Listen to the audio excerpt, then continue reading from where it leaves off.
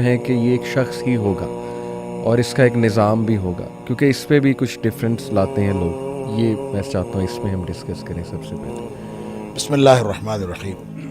دیکھیں، دجال کو جب ہم لفظی طور پر دیکھتے ہیں نا تو وہ دجل سے ہے، اور اس کا مطلب دھوکہ دینے والا.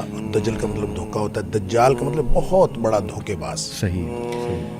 لہٰذا جب اس اعتبار سے دیکھتے ہیں تو دنیا میں جب دھوکہ آ جاتا ہے، اور خاص طور پہ اس وقت جب قرب قیامت ہم دھوکہ دیکھ رہے ہیں، اور ہر جگہ پہ دھوکہ دہی، اور جیسے نبی کریم صلی اللہ علیہ وسلم کی ایک اور حدیث بھی ہے کہ آپ نے فرمایا کہ ان من اقتراب الساعہ، صحیح. قرب قیامت کی نشانیوں میں سے ایک نشانی یہ ہوگی کہ اس وقت جو ہے نا سنون خداع، صحیح. کہ جو تمہارے اوپر ایسے سال آ جائیں گے جو دھوکے کے سال ہوں گے.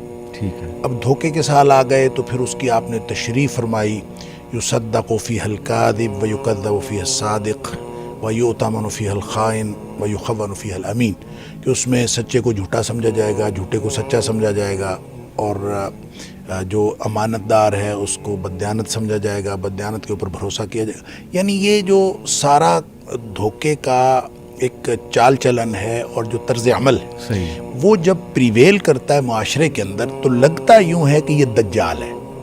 یعنی ہم یا عوام الناس جو ہیں وہ یہ سمجھنے میں اس حد تک حق بجانب ہوتے ہیں کہ جب ہر طرف ہی دھوکہ ہے صحیح. اور کوئی شخص ہمیں سچا ملتا ہی نہیں ہے، لوگ جو ہیں وہ دھوکے باز، ہر شخص دھوکہ دے رہا ہے، ہر شخص بے ایمانی کر رہا ہے، تو دجال بھی تو بے ایمانی ہی کرے گا. تو شاید یہ پوری تہذیب جو ہے اس کا نام دجال ہے.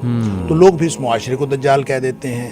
پھر یہ ہے کہ سب سے زیادہ جو میڈیا ہے اس کے اندر چونکہ یہ دھوکہ دینے کی صلاحیت سب سے زیادہ ہے، جی جی جی. لہٰذا لوگ بعض اوقات میڈیا کو دجال کہہ دیتے ہیں. پھر نبی کریم صلی اللہ علیہ وسلم نے چونکہ فرمایا کہ اس کی ایک آنکھ ہوگی تو اس کو کیمرے کے ساتھ تشبیہ دے دیتے ہیں، کیمرے کی آنکھ ایک ہے، موبائل فون کے ساتھ تشبیہ دے دیتے ہیں کہ یہ جناب یہ دجال ہے.